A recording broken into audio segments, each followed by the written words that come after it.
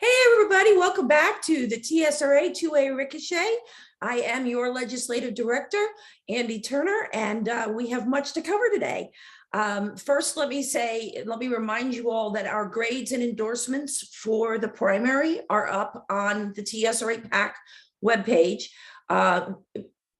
We did not cover every race. We covered races that were competitive. So, for instance, I know a representative in Northern Texas has no competition, which is great because I love him. And so literally if he shows up and votes for himself in the primary and votes for himself in the general, he'll get elected. So if you've got a competitive primary or you don't know where with the redistricting, did your district change? Did it not? If you scroll beneath the endorsements, it'll say, who represents me, and you can click on that, put your address in, and find out what your district is, and then just look at our sheet and we'll tell you who we've endorsed. We did not endorse in every race, but everybody who filled out the survey and who's willing to talk to us got a grade. So, and a couple who didn't want to talk to us got a grade too, because we have legislative records to go on. Today, it is my profound pleasure to have Karl Rehn from KRTraining. I first met Karl during session last year when he called me up, and I forget what the topic was. He was like, "But what are you doing?" and I was like, "Well, this is what I'm thinking." And so he talked to me a little bit, and then we had more phone calls and more phone calls, and eventually came out that not only is he an LTC instructor, but he is a tactical instructor, a defensive instructor. I'm going to let him explain all of this to you. But what I have to say about him is he is probably the smartest person I've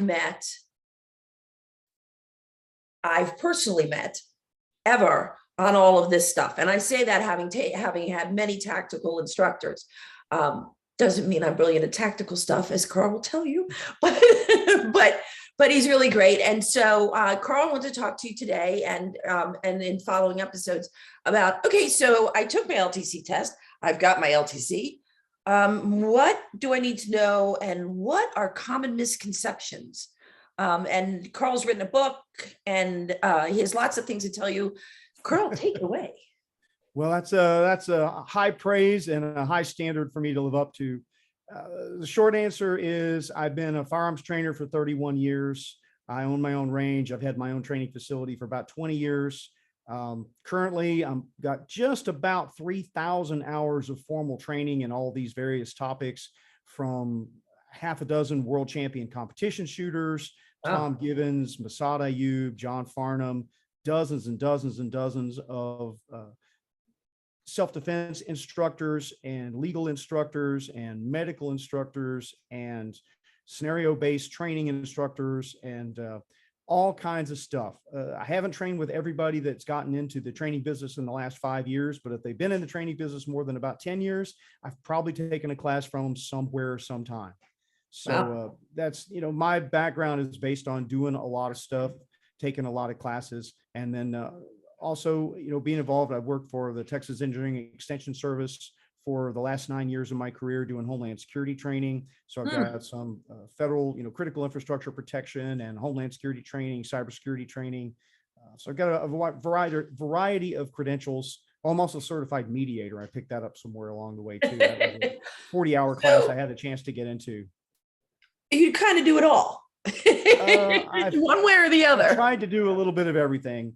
As one of my mentors, Greg Hamilton from Insights, likes to say, well, I'm a yellow belt in everything, and that's a good thing to be, I think, in this world, because you never know what skills you're going to need till you need it, right? Well, and so you don't want to over specialize. I think it's particularly if you're just trying to live your life and use all these skills to get through without problems, then it's better to be, have some skill in all of the things.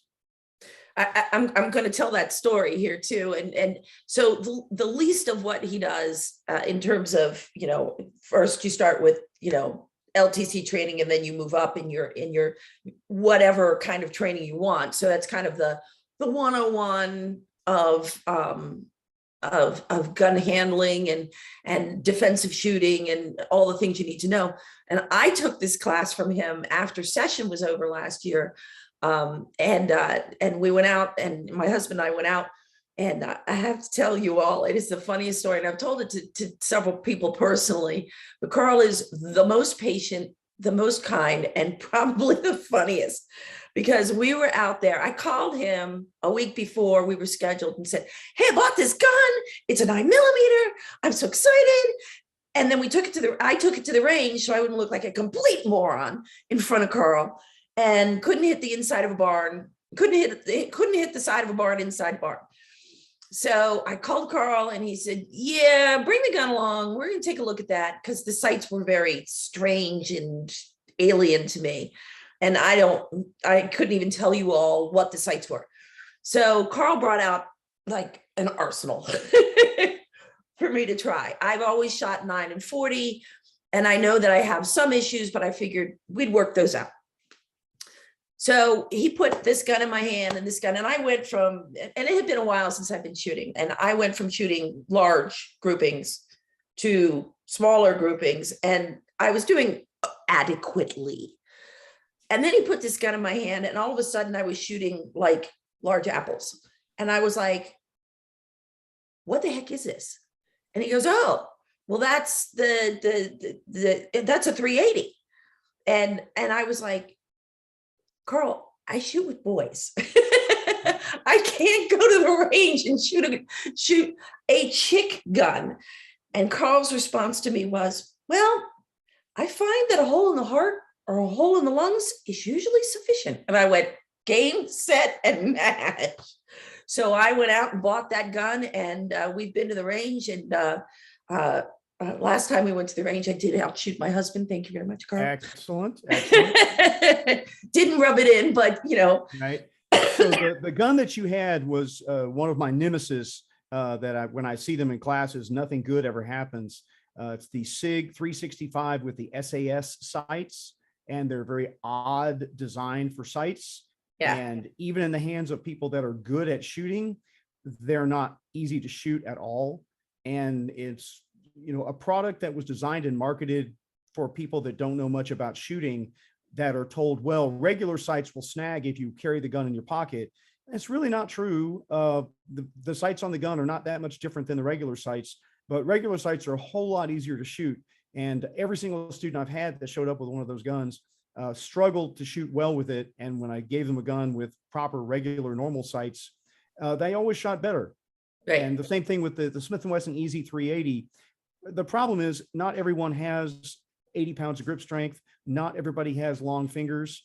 And there are people with shorter fingers and less powerful hands where the 380 becomes a viable choice.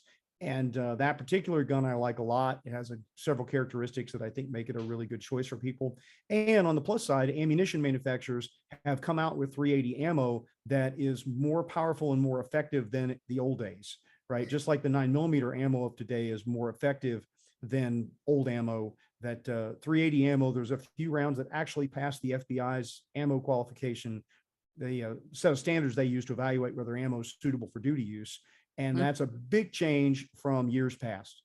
And so 380 is not ideal, but you can get darn close to 9mm performance now out of a 380, and proficiency and accuracy and speed matter all just as much as ballistic performance, gaining a tiny fraction of an inch in additional penetration into the torso. If it's in the wrong place in the torso, it's not as helpful. So yeah, proficiency does matter. And it's something that people need to consider. Often they don't consider gun fit, and they don't consider proficiency with regards to picking a carry gun, right? Mm-hmm. They just look at what's the smallest thing I can stuff in my pocket. Right. And that's good sometimes, but I'm going to talk about standards here in the podcast in the episode. And, have a gun is the first rule of a gunfight, but you got to be able to get it out in time, and you got to be able to hit what you need to hit with it. And so, and that's what I liked about. Yeah, and that's what I liked about the M&P. As a matter of fact, I have a full-size M&P in my safe, the 9, the full-size one. Mm-hmm. But what I liked about this little one was not only can I carry it concealed, which is how I personally choose to carry. That's my decision. No judgment on anybody who chooses to carry open. That's not my business. But before this, I had a Utah permit, and I used to carry, and I wouldn't carry hot. I would carry here. um, this goes back years, but I wouldn't carry hot because the Glock makes me a little nervous pulling it out because your safety is in your trigger. And so it makes me a little nervous. Now that this is me, and these are my faults, my errors, my problems. Not everybody has these problems. But what I liked about that particular M&P EZ was that it has the regular safety, but then there's a safety on the back of the grip. So as long as I'm taking it out of the holster safely, I can carry hot and I don't have to worry about any accidents. I mean, you should always worry about accidents. Let me not get chastised by my instructor, but you know, it's one less thing for me to worry about, to have it go wrong. But anyway, I digress. I just thought it was a funny story, and I thought I would share that. So where do you want to start now that I have my LTC? Well, yeah, I mean, the thing about my training program, just to give people more background, is most of what I do now is work with people that they have their carry permit, or at this point they've decided to carry whether they get a permit or not. And they understand that there's still proficiency and good technique and all those things matter. And the other issue is learning how to carry properly. There's some things that people need to do. And to be honest, the license to carry class is very heavy on the legal side of things, but as often people fall through the cracks on the practical things that they need to know. And so kind of what I was going to address were the things that I deal with almost every day in private lessons or in the group classes on the weekends, and the things that I constantly have to explain to people or correct or kind of set them on the better path. And thought that would help more of the people here. And again, whether you open carry, concealed carry, as long as you carry at all, that's important and useful. And whether you even go to the trouble to get the state permit or not, these are things that you're probably not going to learn in your carry permit class, even if you take the course. So that's kind of my goal: give you some value added, useful information, the stuff that you really need to know. And for the record, as I've explained in previous episodes, permitless carry is a great thing. We love it. Anything that gets us out of the business of asking permission from the government. But the LTC program is a much better legal way to go. Yes, you have to do it. You have to jump through a few more hoops, but it is so much better for you if you are involved in a shooting, in defending yourself, no matter how right you are. The presumption of law is it benefits you to have an LTC as opposed to permitless. So just putting that out there. There are some people who are going to carry permitless, and that is your right. And I fought like a dog to get you there, but I still recommend the LTC program as an option. Well, the simple answer is, on the legal side, ignorance of the law is no excuse. Right. So if you get busted for breaking a law you didn't know existed, that's not a defense in court. Right. And so even, honestly, even if you don't want to apply for the permit with the state, there are online classes that you can take to learn the laws, right? You can simply get the book from DPS and read the laws. So at least put in the same level of effort to learn the material, and you should put in the effort to shoot to the same state standard, so that at least you have the same knowledge, even if you don't want to have the card and don't want to be registered with the government and all that sort of thing. And I totally understand that. But you should still try to meet those same standards as a starting point. Yep. Okay. Right. So where do we start? Let me start with the first one, which is one that comes up almost every day. And that is the reason most people don't carry. My perception of it, particularly pre-COVID, is your employer would fire you if you carried at work. Right. And that's the number one problem we have with people not getting to carry often enough. And so what they end up doing is carrying in the car, which that's one way to deal with things. So I want to talk about how to carry in the car correctly and how to get yourself organized so that it actually makes sense. Right. So the typical thing people do is they stick a gun in their glove box, or they stick it in the console, or they stick it under the seat. Well, here's problem number one. That's the place where criminals look. If the only thing protecting your gun from being stolen is the window of your car, then it's really not secure in the vehicle, right? And the absolute worst case scenario is you are in the 7-Eleven and you've left your gun in the car unsecured, and you hear a crashing window and you start to walk outside and you get shot with your own gun because someone is stealing your gun from your car that you left in the car, right? And so if you're going to carry in the car, then one option is to get an actual locking box, a rapid access locking box. I'm not a fan of the steering wheels, steering dash column mounted holsters. I'm absolutely not a fan of the magnet holsters. Understand that none of those things have been crash tested. And you're at far greater risk of being in a car accident than you are of needing your gun while you're seated in your car, right? And so those are not, I consider a reasonable alternative, because not only do they put the gun in a situation where it might go flying should you get in a wreck, then also if you, and this happens to a lot of people because we default to lazy, we all default to lazy, right? You've got your gun sticking on your magnet in your car and you, well, I'm just going into 7-Eleven, to get a Slurpee or whatever. Well, but you've left that gun now visible to the people walking by. It's not even in your glove box. It's not in your console. Now it's just right there. It's right there for anybody to see, and anybody that wants it can get a free gun. And the sort of person that's going to break your car window and steal your gun in a situation like that is probably the sort of person that's willing to shoot you with your gun in that situation. Well, right? and if they can see it, they're even more tempted by it.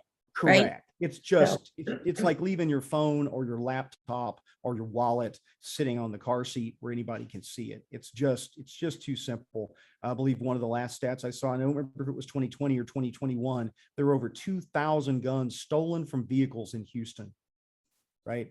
And that's a bad number. So here's my alternative advice. Here's my vision of carrying correctly in the car.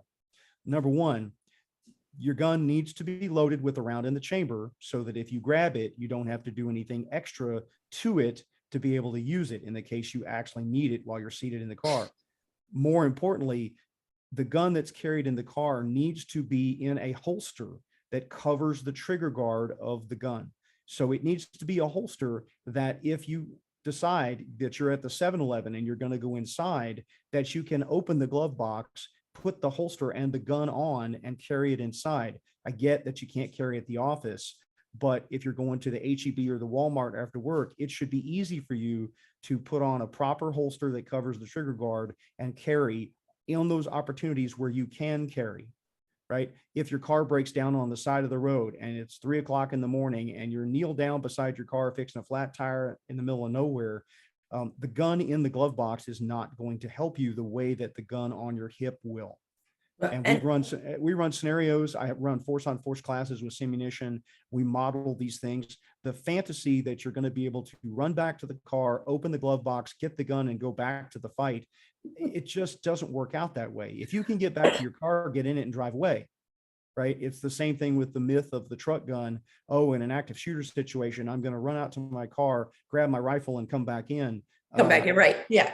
It's, that's really, you're better off with a handgun on your hip that you're proficient with than a long gun in the truck that, I joke with people, say, look, well, they're like, well, I got to go back and rescue my family. It's like, well, why didn't you take your family with you when you left in the first place? Right? Why didn't you open the door and get everybody else out of there and then, leave or call 911 and take position of cover by your vehicle? So there's people have unrealistic ideas. The same thing with carjacking. This idea that you're going to bring this up, right? That you're going to beat the drawn gun, the guy standing at your driver's side window with the gun out, and you have a magnet carried gun or a steering wheel carried gun visible. Any bad guy with a fraction of a clue that sees you reaching for a visible gun is simply going to shoot. If they see you opening the glove box, they know what you're doing, right? And again, that they're going to shoot you. So this idea that you need to be accessing your gun while you're inside your vehicle, that you're going to be in some sort of a gunfight.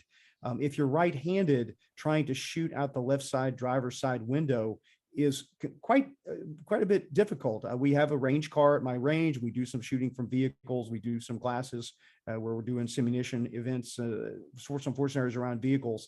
And again, a lot of these ideas are poorly formed and not that realistic compared to I'm wearing the gun. I get out of the car, I have the gun with me and I can draw it and use it.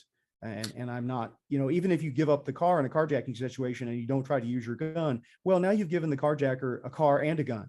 And that was what I was going to say, because that was the one thing that on this topic that you drilled home with me. And I was like, and so you set me up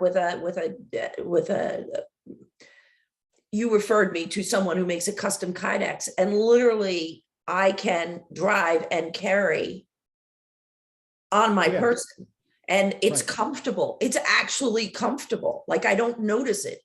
So, and that's the goal. And that's kind of my next, point I was going to make is, in order to make this work, you have to figure out a way that you can comfortably carry outside the car in the clothes that you normally wear. And that may be a pocket holster. Don't just drop a gun in your pocket. Buy a $20 pocket holster. There's a dozen manufacturers that make decent quality pocket holsters that you can put a small gun in your pocket. Put it in the same thing. If you're going to carry in a jacket pocket, you need a jacket pocket holster. Don't put a gun loose with an exposed trigger guard stuck in a pocket, even if it's a double action revolver. Number one, the main reason to do that is if you put the gun loose in the pocket and it flops around, it may not be in the proper orientation to reach in there and grab it quickly. So, understand that belt holsters, there are companies now that make holsters that don't require belts. I know ladies refuse to wear belts. I'm not sure what the deal is with that, but most ladies that I have as students will not wear a belt. But there are holsters now that the belt clips are strong enough that they can clip to the pants themselves. They can like my leggings, because I live in leggings, and the company that you referred me to, they have different kinds of pins on their holsters, their kydex holsters. And so literally, if I want to carry wearing leggings, I don't need a belt. Now I do wear a belt. Like today I'm wearing my 511s. There's a belt. So that's not a big deal, but it's great to be able to wear my leggings and carry and just throw a shirt on and roll out the door. I had a lady in class yesterday, and she normally wears skirts that don't have belts. And we grabbed one of the loaner holsters, kydex holster with the discrete carry concepts belt clips, and we stuck it on her skirt, and she did 2 hours on the range, and the holster didn't fall out. The gun didn't fall out. Everything was fine, nice and secure. One tip on buying holsters, and I know retailers, I apologize in advance, you're not going to like what I'm going to say, but very, very, very few products sold in retail stores are professional grade. And so one problem that people have when they go shopping for holsters is they do three things, all of which are bad. They go to the retail store and they look at the off-the-rack choices. Off-the-rack choices are usually bottom-end, low-end, mass-marketed products. They look at the companies that market their holsters aggressively on Facebook and YouTube. Most of those companies do not make holsters that people that are serious trainers and serious self-defense shooters use. And often the worst one is they'll post a question on a public forum like the Texas Concealed Carry Forum on Facebook, and they'll say, what holster do you use? And the problem we run into is you get a lot of answers from people that wear their guns, very few answers from people who actually use their guns. And let me explain the difference. A holster that is comfortable to wear all day long, that you're not using the gun, you're wearing the gun, right? What using means is you actually practice drawing and reholstering the gun into that holster, drawing from concealment. In a perfect world, you're drawing and shooting either in dry or live fire with time pressure, right? A good baseline is, can you get from your hands at your sides or your hands up? Can you move your garment out of the way, get the gun up, aim at a target and pull the trigger and hit something in 2 seconds? And the problem is then, what if you're in public and you need to reholster quickly? And so if you get a holster that collapses when you draw from it, which is some lower cost leather holsters and a number of hybrid holsters that have these big flaps that flop over once you take the gun out.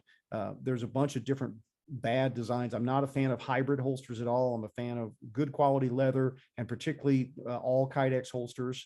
And that's those tend to work the best. The draw speeds are the fastest and the reholstering is the easiest. And there's no shortage of good products out there. The problem is the people that only carry and never practice drawing, the holster they're going to tell you is great probably wouldn't last 5 minutes in a class like I teach, where you're actually drawing from concealment and trying to put the gun back away safely and not muzzling yourself.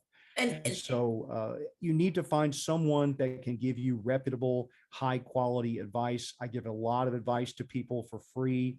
Yeah, you Obviously I do. don't want 100,000 people emailing me tomorrow, but I do have a blog post on blog.krtraining.com. I have 5 posts on there under gear advice All right, that stop. list. Blog.krtraining.com. Yes. Okay.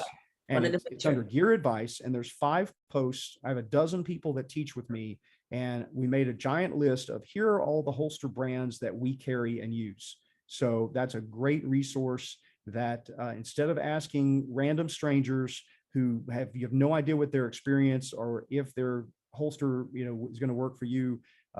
We have men, we have ladies, we have people that have day jobs that carry concealed. We have, people that are full-time trainers. So you're going to get a variety of experiences, but that's a really good place to start. Let me add one more thing on that before we move on. The Filster, PHLTSER Filster Enigma is an excellent product that's far better than most of the low quality belly bands. There's a lot of belly bands that are sold out there and they don't have a holster. It's sort of just a rubber band that you stuff the gun in. That's how guns fall out, right? You hear stories about people being at Walmart and their gun hits the ground, or they're at having dinner somewhere and the gun falls out. That's low quality holsters, nylon holsters, particularly the loose nylon holsters, the low quality leather holsters, and those cheap belly bands. You need a belly band that has some kind of Kydex holster in it that will actually keep the gun locks into it. And the Filster Enigma is by far the best product. Of course, it's more expensive, but it's life safety equipment. It's not a fashion accessory. You need to take this stuff seriously and spend a few extra dollars to get life safety professional grade equipment because your life might depend on it. I see a lot of people making bad decisions on that front. And normally, honestly, your friends, your family, and fellow gun hobbyists on Facebook, not good sources of information, unfortunately. So I want to draw out a couple points. You don't before I get emails about this. So I'm sure I've heard some feelings. No. But these are one man's opinions, and we are not holding you up as the only tactical instructor ever. Sure. I would only argue on that front that I've spent 30 years working with regular people that carry concealed and not people that wear battle belts and a lot of things that make sense. Yeah, they're not dressing in. My students aren't wearing 511 pants and 511 vests and dressing like they're at an IDPA match when they're in public. So my opinions about what works are based on what can you actually carry and go about your business and not advertise that you have a gun, because I think that's overall the wisest thing to do. Yes. And whether you can choose to conceal it or not, you can still open carry in a way that is less conspicuous than a military battle belt or a drop leg holster that's tied down to your leg like a cowboy gunfighter. Those are fun, but they're not that practical, right? And so when I go up to the Capitol, I have no intention of wearing I personally, and this comes from I'm a woman. I do not have the upper body strength to take anybody on. I choose not to open carry. This is my choice, not a judgment on what everybody else does. But frankly, I would rather have that element of surprise, because if somebody's coming at me, they're thinking they can take me because I'm a woman. I don't have that upper body strength. I don't have, all the things. And if I've got, sort of the great equalizer, that all works out well. I did want to draw out that you're a fan of Kydex and you are a fan of well-made leather. Yes. Yes. So Milt or Sparks anybody in writes me and particular. says, what the hell's wrong with leather? I wanted to make sure that. Oh, no. Milt Sparks and other companies. And honestly, now a Texas company, VersaCarry, which is based right here in Bryan College Station where I'm at. My complaint against their holster line for a long time was that the leather holsters would collapse. Well, now they have a line of products that has a reinforcement in it, and they make leather holsters that now, like Milt Sparks and Galco and some other higher end holster brands, now they don't collapse when you draw from them. So kudos to them and all the other leather vendors that make holsters that it's not that hard to put a little piece of spring steel or a piece of Kydex in there, so that when you draw the gun, that the mouth of the holster doesn't close up. That's a thing that's been known in the holster manufacturing world for literally for 75 years. And so holster makers, this is my complaint. All right. And I'm going to hurt more feelings here, that there are holster companies. It's your opinion, though. It's your opinion. Yes. Well, yes, it is. Based on a lot of experience, but it's your opinion. Based on a lot of experience. Here's the deal. There are people that are in the holster business who have a lot of experience carrying guns and using their holsters realistically. There are also people that are simply in the business of manufacturing holsters that have never taken a class where they had to use their own product to draw at speed, right? They've never taken a 4-hour, never mind a 16 or a 40-hour tactical pistol course where they actually have to use the product that they're selling you. And honestly, I think if you're going to buy a holster from a small shop, that's a question you should ask them. And they'll tell you, well, I wear my holster every day. So that's not what I asked. How many draws have you done from your holster? What's your draw speed from your holster? When's the last time you shot a match or took a class where you actually had to use your product under stress? There are companies that will absolutely give you great answers, and they will be well prepared to answer those questions. And there will be people that will look at you like a dog doing algebra. They're like, well, why should that matter? Right? And that's I think that's a red flag. It's people that make beautiful, hand carved leather holsters that have never done more than simply parade around wearing them. Understand it has a purpose. The point of the holster, it has a job. It's got to work, right? And so I think that's just important. I think pressure testing your gear and understanding, being able to vet the sources, right? I'm going to hurt more feelings here because it's in my notes to hurt these feelings, right?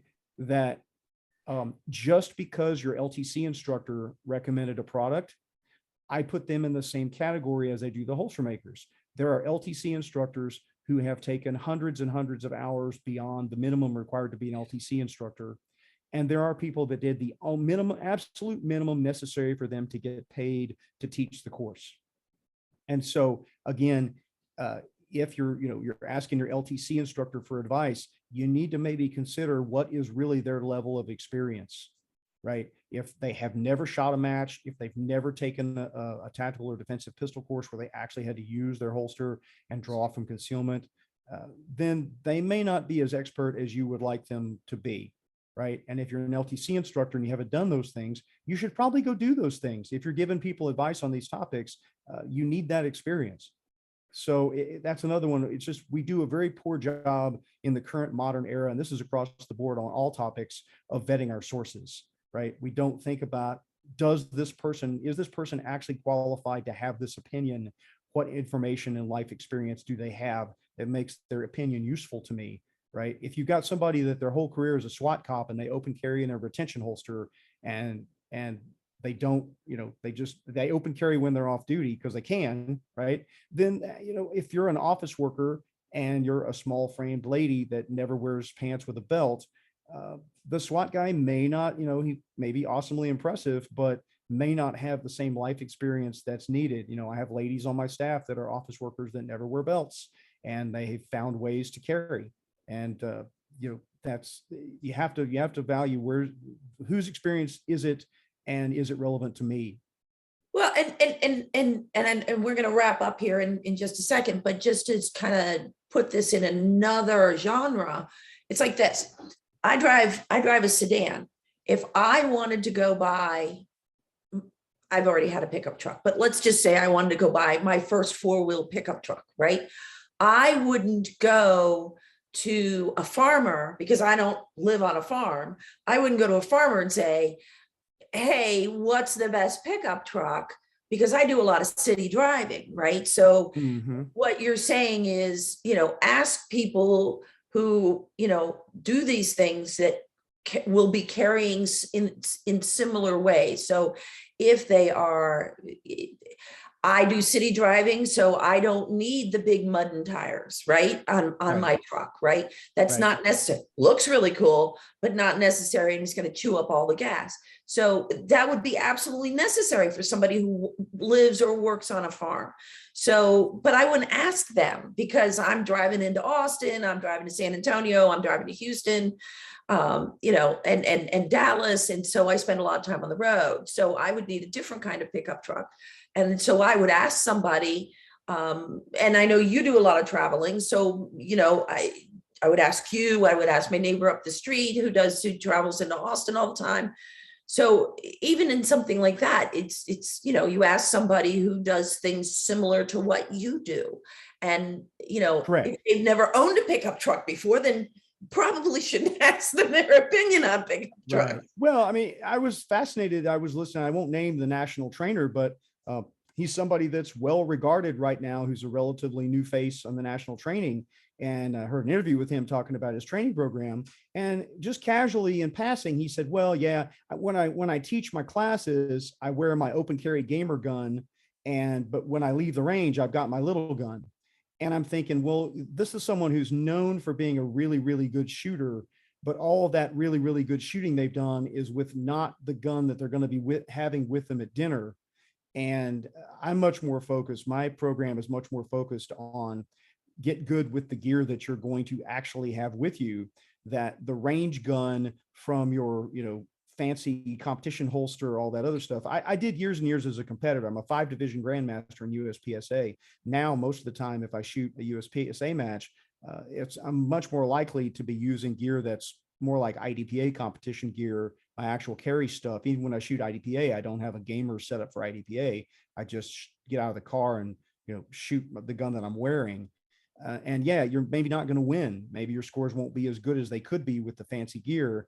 But if the purpose of carrying is to be ready to defend yourself, you need to know the gun that you carry every day. You need to practice with the gun that you carry, and don't have the, you know, $2,000 1911 with the 2-pound trigger that's your fun gun that you play with, and you're carrying a 38 special, you know, the aluminum titanium frame 38 special with the 12-pound trigger and no sights. The skill, I can tell you, because we do this in classes, we measure the difference in performance between the big guns and the small guns. And, you know, if you carry a, you know, Glock 19 or a Glock 26 or a Glock 48 or whatever, and you shoot a Glock 34 in competition, that may transition over, but a totally different gun with a totally different, right? A double single gun, striker gun, double action revolver, you know, changing the style of gun, the grip angle, everything about the gun. Your skill doesn't translate the way you think it does. And if you've never measured that, you should, you know, shoot a drill that you like to shoot with your big gun, your fun gun, and then shoot it with the gun you actually carry, and be honest with yourself and find out how much worse do I shoot with my carry gun, and maybe focus on getting better with that carry gun, because that's the one that actually matters. Yeah, and that's the one. And so that's when we go to the range. And someday when the weather gets a little warmer, we're going to go to an outside range, and I'll probably take my 9 and my Glock 40 cal and my larger M&P just to shoot through them and have a little fun. But when I go to the range, the first thing I'm shooting is my carry piece, checking my checking my yeah. And when you bring me back for the next episode, we'll get into standards and getting beyond the license to carry standards into more realistic standards and more realistic drills. So I look forward to that one. Okay, so we're going to wind this episode up, and then we're going to come back and do another episode with Karl on more about this, because I think this is all really great information, and you know, certainly somebody else will call me and say, well, I disagree, and that's okay. But Karl is incredibly, he's been in this business for a long time, and I wanted you all to have something to talk about. And to weigh, you know, some things to weigh, factors to weigh.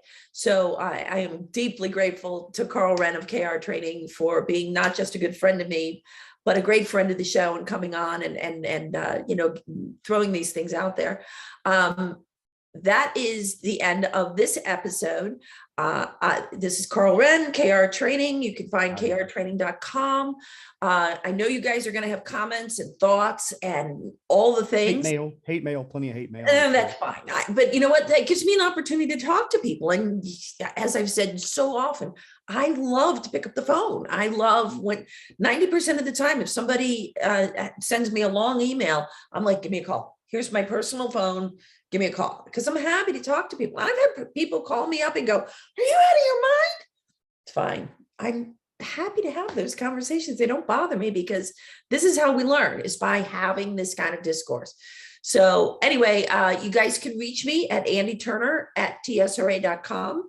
And we will see you, Karl and I will see you next week for the next episode of TSRA 2A Ricochet.